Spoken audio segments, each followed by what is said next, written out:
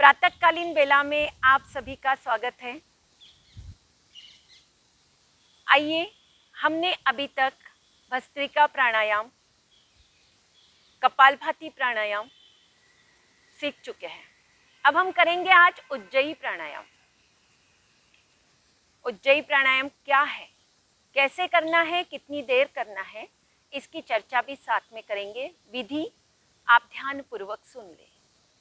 जब उज्जयी प्राणायाम हम करते हैं तो हमारे गले में घर्षण होता है, फ्रिक्शन होता है, और फ्रिक्शन होने के साथ साथ वहाँ का कफ डाइल्यूट होने लगता है, ऊर्जा उत्पन्न होती है। वहाँ अग्नि से घर्षण होने के बाद अग्नि होती है और अग्नि से कफ डाइल्यूट हो जाता है, विलयन हो जाता है।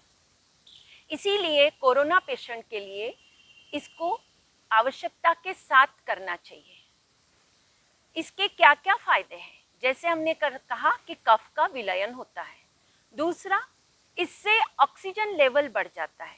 जो व्यक्ति लगातार 3 महीने तक इस उज्जयी प्राणायाम का अभ्यास रोजाना करता है, उसका निश्चित ऑक्सीजन लेवल 100% तक बढ़ जाता है।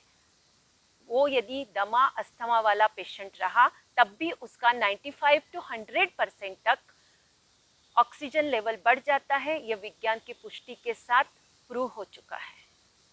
इसी प्रकार उज्जयी प्राणायाम करने से हमारे गले में किसी भी प्रकार का गला विकार यदि होते हैं, बच्चों में एडिनॉइड्स बढ़े हुए रहते हैं या फेरेंजाइटिस हो जाता है, तो हम जैसे उज्जयी प्राणायाम करते हैं, घर्षण करते हैं, तो वहाँ की सूजन भी कम हो जाती है और पेशेंट को आराम मिलता है।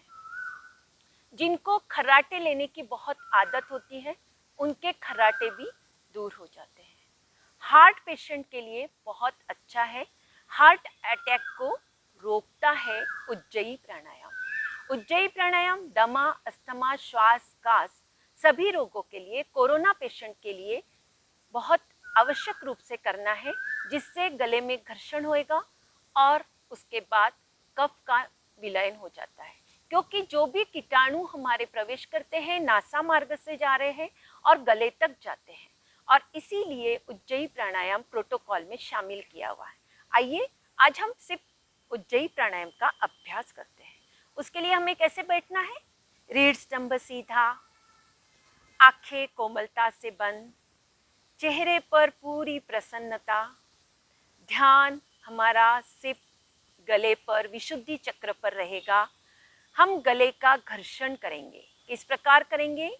आपका मुंह बंद है, नासिका से गहरा लंबा श्वास लेते हुए गले को घर्षण करते हुए एक ध्वनि निकालेंगे। वो ध्वनि इस प्रकार निकलेगी कूजन के अनुसार, कबूतर के कूजन के अनुसार वो ध्वनि का घर्षण होता है, ध्वनि निकलती है। और इस ध्वनि निकालते निकालते आप इसे लंबा दीर्घ भी निकाल सकते हैं। और जो साधक उसे जालंधर बंद के साथ भी लगा सकता है, वो भी लगाए। पर जिनको उच्च रक्तचाप है, हृदय रोगी है, अस्थमा के पेशेंट है, वो जालंधर बंद ना लगाते हुए भी उज्जयी प्राणायाम का अभ्यास करेंगे। और उसके बाद दाई नासिका बंद करते हुए बाई नासिका से श्वास छोड़ देंगे। ऐसा उज्जयी प्राणायाम दिन में कभी भी कर सकते हैं। इसका खाने से कोई संबंध नहीं है। खाना खाने के उपरांत भी कर सकते हैं, दिन में कभी भी कर सकते हैं। जिनको बच्चों में हकलाना, तुतलाना है, वो भी दूर होता है, स्वर मधुर होता है। इसके बहुत बेनिफिट हैं। आइए करते हैं उज्जयी प्राणायाम। ध्यान गले पर लेके जाना है।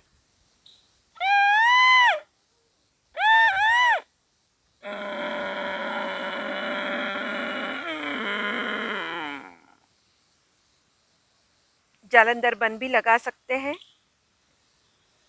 और फिर दाई नासिका बंद करते हुए बाई नासिका से श्वास छोड़ देना होता है।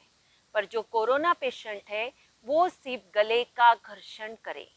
सिर्फ गले का घर्षण करने से भी कफ डाइल्यूट हो जाएगा। हम पहले धीरे धीरे आवाज निकालने का प्रयास करेंगे, फिर आवाज को दीर्घ बढ़ाते हुए उसका भी अभ्यास करेंगे। आइए, गले का घर्षण करने के लिए जिह्वा तालु को भी लगा सकते हैं आप, जिससे आपका मुंह पूरा बंद हो जाएगा।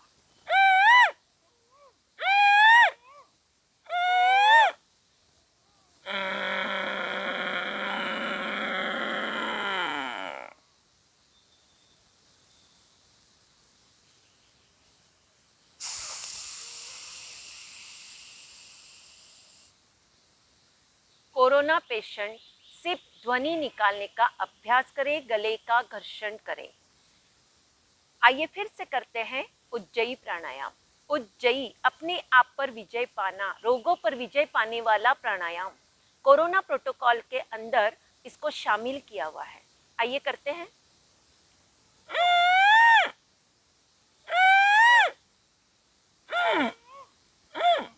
ये ध्वनि आपके सिर्फ गले के घर्षण से होनी चाहिए, नाक से नहीं निकलना चाहिए।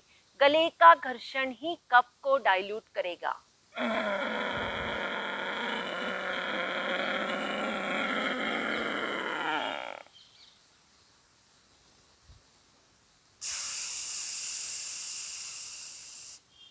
ऐसे 3-4 बार करने के बाद अंतिम बार में गले का घर्षण किया जाता है, गले को मसाज किया जाता है। इस प्रकार उज्जयी प्राणायाम किया जाता है। उज्जयी प्राणायाम के जो फायदे हैं वो हमने आपको बताए हैं। स्वर को मधुर करने के लिए उज्जयी प्राणायाम किया जाता है। आइए एक बार फिर से करते हैं उज्जयी प्राणायाम का अभ्यास। गले का घर्षण,